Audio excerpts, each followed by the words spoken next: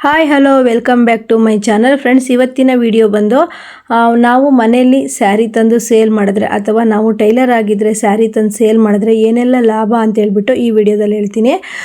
Almost ಗೊತ್ತಿರುತ್ತೆ ಟೈಲರ್ಸ್ಗಳಿಗೆ. ಈಗ ನಾವು ಮನೆಯಲ್ಲಿ ಸ್ಯಾರಿ ತಂದು ಸೇಲ್ ಮಾಡ್ತೀವಿ ಅಂದರೆ ನಾವು ಚೆನ್ನಾಗೇ ಬಟ್ಟೆ ಹೊಲಿತಿರ್ತೀವಿ ಅಂದರೆ ಪ್ರತಿಯೊಂದು ಸ್ಯಾರಿ ಬ್ಲೌಸು ನಮಗೆ ಬರುತ್ತೆ. ತುಂಬಾ ಅದರಲ್ಲಿ ನಮಗೆ ಇನ್ಕಮ್ ಆಗುತ್ತೆ. ಯಾಕಂದರೆ ನಾನು ತುಂಬ ವರ್ಷಗಳ ಹಿಂದೆ ಸಿಟಿಗಿಂತ ತುಂಬ ದೂರದಲ್ಲಿ ಮನೆ ಇತ್ತು. ಆಗ ನನಗೆ ಬಟ್ಟೆ ಸ್ವಲ್ಪ ಕಡಿಮೆನೇ ಇತ್ತು ಅನ್ಬೋದು. ಆದರೆ ಆವಾಗ ನಾನು ಸ್ಯಾರಿನ ತಂದುಬಿಟ್ಟು ಸೇಲ್ ಮಾಡ್ತಾಯಿದ್ದೆ. ತಿಂಗಳಿಗೆ ಒಂದು 10 ಸ್ಯಾರಿ ಸೇಲ್ ಆದರೂ ಸಹಿತ ನನಗೆ ಸ್ಟಿಚಿಂಗಿಗೆ ಬರ್ತಿತ್ತು. ಈಗ ಮತ್ತೆ ನಮ್ಮ ಊರಲ್ಲಿ ಜಾತ್ರೆ ಇರೋದ್ರಿಂದ ಮತ್ತೆ ನಾನು ಸ್ಯಾರಿ ತಂದಿದ್ದೀನಿ. ಹಾಗೆಯೇ ಇವತ್ತಿನ ಈ ವಿಡಿಯೋದಲ್ಲಿ ನಾನು ಯಾವೆಲ್ಲ ಸ್ಯಾರಿ ತಂದಿದ್ದೀನಿ ಆ ಸ್ಯಾರಿಗಳನ್ನು ತೋರಿಸ್ತೀನಿ. ಹಾಗೆಯೇ ತುಂಬ ಸ್ಯಾರಿ ಸೇಲ್ ಆದವು. ಇರೋವಂಥ ಸ್ಯಾರಿಗಳನ್ನು ನಾನು ಇವತ್ತು ಈ ವಿಡಿಯೋದಲ್ಲಿ ತೋರಿಸ್ತಾ, ಹಾಗೆ ಈ ಸ್ಯಾರಿಗಳು ನಿಮ್ಗೆ ಇಷ್ಟ ಆದರೆ ನನಗೆ ಕಮೆಂಟ್ ಮಾಡಿ. ಹಾಗೆ ನಾನು ಇವತ್ತಿನ ವಿಡಿಯೋದಲ್ಲಿ ಏನು ಹೇಳ್ತಾ ಇದ್ದೀನಿ ಅಂದರೆ, ನೀವು ಟೈಲರ್ಸ್ ಆಗಿದ್ದರೆ ಕಡಿಮೆ ಅಮೌಂಟಿಂದನೇ ತನ್ನಿ. ಅಂದರೆ ಒಂದು 10,000 ಅಮೌಂಟು ಅಥವಾ 20,000 ಅಮೌಂಟು ಇಷ್ಟು ಅಮೌಂಟಲ್ಲೇ ತಂದುಬಿಟ್ಟು ಸ್ಯಾರಿಗಳು ಮಾತ್ರ ತಂದುಬಿಟ್ಟು ನೀವು ಇಟ್ಕೊಂಡ್ರೆ ನಿಮ್ಮ ಕಸ್ಟಮರು ನಿಮ್ಮ ಹತ್ರನೇ ಸ್ಯಾರಿ ತೊಗೊಂಡು ನಿಮ್ಮ ಹತ್ರನೇ ಸ್ಟಿಚ್ ಮಾಡೋಕ್ಕೆ ಕೊಡ್ತಾರೆ. ಸ್ಯಾರಿ ಸೇಲ್ ಮಾಡಿದ್ದು ಒಂದು ನಿಮಗೆ 100, 150, 200 ಉಳಿದ್ರೆ ಮತ್ತೆ ನೀವು ಸ್ಟಿಚ್ ಮಾಡಿರೋದು ಒಂದು ನಿಮಗೆ ಲಾಭ ಸಿಗುತ್ತೆ. ಆ ಕೆಲಸನೂ ಸಹ ನಿಮಗೆ ಕೈ ತುಂಬ ಇರುತ್ತೆ. ಹಾಗೆ ನಮಗೆ ಬಟ್ಟೆ ಇಲ್ಲ ಅಂತೇಳಿ ಟೆನ್ಷನ್ ಮಾಡ್ಕೊಳ್ಳೋದೇ ಬೇಡ. ನೋಡಿ ಸ್ಯಾರಿಗಳು ಒಂದಕ್ಕಿಂತ ಒಂದು ಎಷ್ಟು ಚೆನ್ನಾಗಿದೆ ಅಂತ ಹೇಳ್ಬಿಟ್ಟು ನಾನು ನಿನ್ನೆ ವಿಡಿಯೋದಲ್ಲಿ ಅಷ್ಟು ಕ್ಲಿಯರಾಗಿ ನಿಮಗೆ ಸ್ಯಾರಿಗಳನ್ನು ತೋರ್ಸೋಕ್ಕಾಗಿರಲಿಲ್ಲ. ಹಾಗಾಗಿ ಇವತ್ತಿನ ವಿಡಿಯೋದಲ್ಲಿ ಒಂದೊಂದು ಸ್ಯಾರಿನೂ ಕ್ಲಿಯರಾಗಿ ತೋರಿಸಿದ್ದೀನಿ. ಹಾಗೆ ಯಾರೆಲ್ಲ ಟೈಲರ್ಸ್ ಇದ್ದೀರಾ, ಮನೆಯಲ್ಲಿ ನಿಮಗೆ ಚೆನ್ನಾಗಿ ಅನುಕೂಲ ಇತ್ತು ಅಂತಂದರೆ ಜಾಸ್ತಿ ಇನ್ವೆಸ್ಟ್ ಮಾಡಿ ಅಂತ ಹೇಳಲ್ಲ ನಾನು. ನಿಮ್ಮ ಕೈಲಿ ಸಾಧ್ಯ ಆದರೆ 10,000 to 20,000 ಇನ್ವೆಸ್ಟ್ ಮಾಡಿ ಎಲ್ಲ ಸ್ಯಾರಿಗಳಲ್ಲೂ ಒಂದು 2 ಪೀಸ್ ತಂದಿಟ್ಕೊಂಡ್ರೆ ಜೊತೆಗೆ ನಿಮಗೆ ಸೇಲ್ ಆಗುತ್ತೆ. ಮತ್ತು ಸ್ಯಾರಿಯಿಂದ ತುಂಬಾ ಲಾಭ ಇದೆ. ಯಾಕಂದರೆ ನಮಗೊಂದು ಬ್ಲೌಸು ಸ್ಟಿಚ್ ಮಾಡೋಕ್ಕೆ ಕೊಟ್ಟರು ಅಂದರೆ ಸ್ಯಾರಿ ಫಾಲು ಮತ್ತು ಬ್ಲೌಸ್ ಸ್ಟಿಚಿಂಗು ಅಂತ ಹೇಳ್ಬಿಟ್ಟು ತುಂಬ ಚೆನ್ನಾಗೇ ಆಗುತ್ತೆ. ಬಟ್ಟೆ ಇಲ್ಲ ಅಂತ ಹೇಳಿ ಟೆನ್ಷನ್ ಮಾಡ್ಕೊಳ್ಳೋದು ಬೇಡ. ನೀವು ಈ ರೀತಿ ಸ್ಯಾರಿಗಳನ್ನು ತಂದುಬಿಟ್ಟು ಕಸ್ಟಮರ್ಗೆ ಸೇಲ್ ಮಾಡಿದ್ರೆ ಅವ್ರು ನಿಮಗೆ ಹೊಲಿಯೋಕ್ಕೆ ಕೊಟ್ಟೋಗ್ತಾರೆ. ನಾವು ಚೆನ್ನಾಗಿ ಬಟ್ಟೆ ಹೊಲಿತೀವಂದರೆ ನಾವು ಎಲ್ಲೇ ಇದ್ದರೂ ಸಹಿತ ನಮಗೆ ಕಸ್ಟಮರ್ ಇರ್ತಾರೆ. ನಾವು ಬ್ಲೌಸು ಕಸ್ಟಮರ್ ಕೊಟ್ಟಿದ್ದನ್ನು ಅವ್ರು ಹೇಳಿದೇ ಒಂಥರ, ನಾವು ಹೊಲ್ದ್ಕೊಡೋದೇ ಒಂಥರ ಆದರೆ ಕಸ್ಟಮರ್ ನೀವು ಏನೇ ಮಾಡಿದ್ರೂ ಕಸ್ಟಮರ್ ನಿಮಗೆ ಜಾಸ್ತಿ ಆಗಲ್ಲ. ಆದ್ದರಿಂದ ನೀವು ನೋಡ್ಬೋದು ಈ ರೀತಿ ಎಲ್ಲ ಸ್ಯಾರಿಗಳನ್ನು ನಾನು ತಂದುಬಿಟ್ಟು ಸೇಲ್ ಮಾಡ್ತಾಯಿದ್ದೀನಿ. ಈಗ ಇದು ಕಡಿಮೆ ರೇಟಿನ ಸೀರೆ ನಾನು ತೋರಿಸ್ತಾ ಇದ್ದೀನಲ್ಲ, 500 ಸೀರೆ. ಈ ಸೀರೆ ತೊಗೊಂಡು ನಮಗೆ ಬ್ಲೌಸ್ ಹೊಲಿಯೋಕ್ಕೆ ಕೊಟ್ಟು ಫಾಲ್ ಹಚ್ಚೋಕ್ಕೆ ಕೊಟ್ಟರು ಸಹಿತ ನಮಗೆ ಒಂದು ಬ್ಲೌಸಲ್ಲಿ ಏನಿಲ್ಲ ಅಂದರೂ ಒಂದು 200 to 300 ರೂಪಾಯಿ ಲಾಭ ಸಿಕ್ಕತ್ತೆ. ಹಾಗಾಗಿ ನಿಮಗೆ ಕಡಿಮೆ ಅಮೌಂಟ್ ಇದೆ, ನನ್ನ ಹತ್ರ ಜಾಸ್ತಿ ಇನ್ವೆಸ್ಟ್ ಮಾಡೋಕ್ಕಿಲ್ಲ ಅಂದರೆ 10,000 to 20,000 ತರ್ಬೋದು. ನೀವು ಹೋಲ್ಸೇಲ್ ಅಂಗಡಿಗಳಲ್ಲಿ ನಿಮಗೆ ಹೋಲ್ಸೇಲ್ ಹಾಕ್ಕೊಡ್ತಾರೆ. ನೋಡಿ ಸ್ಯಾರಿಗಳು ಒಂದಕ್ಕಿಂತ ಒಂದು ಚೆನ್ನಾಗಿದೆ. ನಾನು ಈ ಮಾತನ್ನು ಯಾಕೆ ಹೇಳಿದೆ ಅಂದರೆ, ಕೆಲವೊಬ್ಬರು ನನಗೆ ಕಸ್ಟಮರೇ ಇಲ್ಲ ಅಕ್ಕ, ಯಾರೂ ಬರೋದೇ ಇಲ್ಲ ಅಕ್ಕ, ತುಂಬ ಜನ ಟೈಲರ್ಸ್ ಇದ್ದಾರೆ, ನಮ್ಮ ಏರಿಯಾದಲ್ಲೇ ಇದ್ದಾರೆ, ನಮ್ಮ ಊರಲ್ಲೇ ಇದ್ದಾರೆ ಅಂತಿರ್ತಾರಲ್ಲ, ಅಂಥವರು ಈ ಐಡಿಯಾನ ಮಾಡ್ಬೋದು. ಹಾಗೆ ನೀವು ನೈಟಿ ಹಾಗೆ ಟಾಪ್ಸು ಈ ರೀತಿಯೂ ಸೇಲ್ ಮಾಡ್ಬೋದು. ನೋಡ್ಕೊಳ್ಳಿ, ನಿಮಗೆ ಅನುಕೂಲ ಆಗಿದ್ದ ರೀತಿಯಲ್ಲಿ ನೀವು ಮಾಡ್ಕೊಬೋದು. ಹಾಗೆ ನಾನು ಇವತ್ತು ಸೇಲ್ ಮಾಡಿರೋ ಸೀರೆಗಳಲ್ಲಿ ಆಲ್ಮೋಸ್ಟ್ ಎಲ್ಲ ಸೀರೆನೂ ನನಗೆ ಸ್ಟಿಚಿಂಗಿಗೆ ಬಂತು. ಹಾಗೆಯೇ ನನ್ನ ಹತ್ರ ಅವರೇ ಸ್ಟಿಚಿಂಗ್ ಮಾಡೋರು ಮಾತ್ರ ತೊಗೊಂಡೋಗ್ತಾರೆ, ಬಿಟ್ಟರೆ ಅವರೇ ಸ್ಟಿಚಿಂಗ್ ಮಾಡೋಕ್ಕೆ. ಮತ್ತು ಆಲ್ಮೋಸ್ಟ್ ನನ್ನ ಹತ್ರ ತೊಗೊಂಡವ್ರು ನನಗೆ ಸ್ಟಿಚಿಂಗ್ ಮಾಡೋದಕ್ಕೆ ಇಟ್ಟು ಹೋಗಿದ್ದಾರೆ. ನಾನು ಈ ವಿಡಿಯೋ ಮಾಡಬೇಕಾದ್ರೆ ಒಬ್ಬರು ಬಂದರು, ಆಗಲೂ ಸಹ ಸೀರೆ ತೊಗೊಂಡು ಹೋದರು. ಲಾಸ್ಟಲ್ಲಿ ಅದು ಯಾವ ಸೀರೆ ಅಂತ ವಿಡಿಯೋ ಹಾಕಿದ್ದೀನಿ, ಫುಲ್ಲು ಸ್ಯಾರಿನ ತೆಗೆದುಬಿಟ್ಟು ನೀವು ನೋಡ್ಬೋದು. ಸ್ಯಾರಿಗಳು ಒಂದಕ್ಕಿಂತ ಒಂದು ತುಂಬ ಸೂಪರಾಗಿ ಬಂದಿದೆ. ಕಲರ್ ನೋಡಿ ಎಷ್ಟು ಚೆನ್ನಾಗಿದೆ ಸ್ಯಾರಿ ಕಲರು ಅಂತ ಹೇಳ್ಬಿಟ್ಟು. ಈ ಸ್ಯಾರಿಗಳಿಗೆ ನಿಮಗೆ ಇಷ್ಟ ಆಗಿದರೆ, ನಿಮಗೆ ಬೇಕು ಅನಿಸಿದ್ರೆ ನನಗೆ ಕಮೆಂಟ್ ಮಾಡಿ.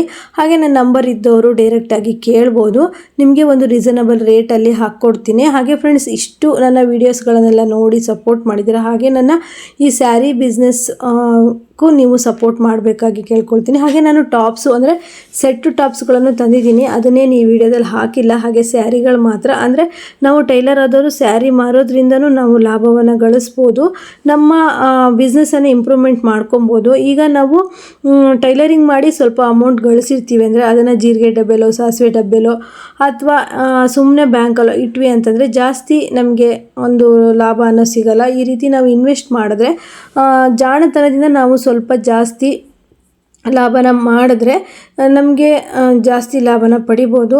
ಅಥವಾ ನೀವು ಸ್ಟಿಚ್ ಮಾಡಿರೋದು ಯಾವುದೋ ಡಬ್ಬಿಯಲ್ಲಿ ಒಟ್ಟಾಗ್ತಾ ಇದ್ದೀರಾ, ಹಾಗೆ ವರ್ಷಾನುಗಟ್ಟಲೆ ಇಟ್ಟಿದ್ದೀರಾ ಅಂದರೆ ಅದು ದುಡ್ಡು ಜಾಸ್ತಿ ಆಗಲ್ಲ, ಹಾಗೆ ಇರುತ್ತೆ. ಈ ರೀತಿ ಏನಾದರೂ ಯೋಚನೆ ಮಾಡಿ ನೀವು ಇನ್ವೆಸ್ಟ್ ಮಾಡಿದ್ರೆ ಸ್ವಲ್ಪ ಲಾಭವನ್ನು ಗಳಿಸ್ಬೋದು. ಏನಂತೀರಾ? ಹಾಗೆಯೇ ಇವಾಗಂತೂ ನೀವು ಮನೆಯಲ್ಲೇ ಕೂತ್ಕೊಂಡು ಆರ್ಡ್ರ್ ಮಾಡಿದ್ರೆ ಮನೆಗೆ ತಂದು ಕೊಡ್ತಾರೆ, ಆ ರೀತಿ ಫೆಸಿಲಿಟಿ ಇರುತ್ತೆ. ನಿಮ್ಮ ಟೈಮ್ ವೇಸ್ಟ್ ಮಾಡ್ಕೊಂಡು ನೀವೇನು ಹೋಗಬೇಕಾಗಿಲ್ಲ. ಆದರೆ ನನ್ನ ಅನಿಸಿಕೆ, ನೀವು ಸ್ಯಾರಿ ಸೇಲ್ ಮಾಡ್ತೀರಾ ಅಂತಂದರೆ ಆನ್ಲೈನ್ ಆರ್ಡ್ರ್ ಮಾಡೋದಕ್ಕಿಂತ ನೀವು ಎಲ್ಲಿ ತರ್ತಿರೋ ಅಲ್ಲಿ ಹೋಗಿಬಿಟ್ಟು ಬಟ್ಟೆನ ಒಂದು ಸತಿ ಚೆಕ್ ಮಾಡಿ ನೋಡಿ, ಕ್ವಾಲಿಟಿ ನೋಡಿ, ರೇಟ್ ನೋಡಿ ತರೋದು ತುಂಬಾ ಒಳ್ಳೆಯದು. ಯಾಕಂದರೆ ಆನ್ಲೈನಲ್ಲಿ ಆರ್ಡ್ರ್ ಮಾಡೋದು ಅದು ಏನೋ ಕ್ವಾಲಿಟಿ ಚೆನ್ನಾಗಿ ಬರದೇ ಇರೋದು, ಈ ರೀತಿ ಆದರೆ ತುಂಬ ಪ್ರಾಬ್ಲಮ್ ಆಗುತ್ತೆ.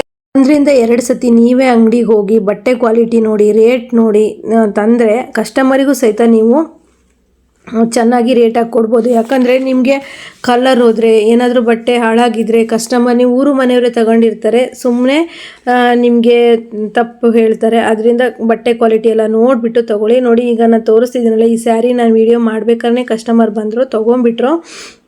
ಬ್ಲೂ ಸ್ಯಾರಿ ಅಲ್ಲ, ಮತ್ತೊಂದು ಪರ್ಪಲ್ ಸ್ಯಾರಿ. ಹಾಗೆಯೇ ಈ ಸ್ಯಾರಿನೂ ಅಷ್ಟೇ ಒಳ್ಳೆ ಕಡಿಮೆ ಬೆಲೆಯಲ್ಲೇ ಇದೆ. ಆದರೆ ಫ್ರೆಂಡ್ಸ್, ಒಂದು ಮಾತು, ನಾವು ಮನೆಯಲ್ಲಿ ಸೇಲ್ ಮಾಡ್ತೀವಿ ಅಂತಂದರೆ ತುಂಬಾ ಚೌಕಾಸಿ ಮಾಡ್ತಾರೆ. 1,500 ಸೀರೆನ 500 ರೂಪಾಯಿ ತನಕನೂ ಕೇಳ್ತಾರೆ. ಹಾಗೆ ಮತ್ತು ನಾವು ತುಂಬಾ ಎಫರ್ಟ್ ಹಾಕಬೇಕು ಸೀರೆ ಸೇಲ್ ಮಾಡೋದಕ್ಕೆ. ಯಾಕಂದರೆ ಮನೇಲಿ ಸೇಲ್ ಮಾಡ್ತಿರ್ತೀವಿ ಅಂದರೆ ನಮಗೆ ಯಾವ ಥರನೂ ಬೆಲೆ ಕೊಡೋದಿಲ್ಲ. ನಾನೇನು ಅಷ್ಟೊಂದೆಲ್ಲ ಏನು ತಲೆ ಕೆಡಿಸ್ಕೊಂಡಿಲ್ಲ, ಯಾಕಂದರೆ ನಾನು ಟೈಲರಿಂಗ್ ಮಾಡ್ತಾ ಅದ್ರ ಜೊತೆಗೇ ಸೇಲ್ ಆಗೋದಕ್ಕಂತ ಇಟ್ಟಿದ್ದೀನಿ.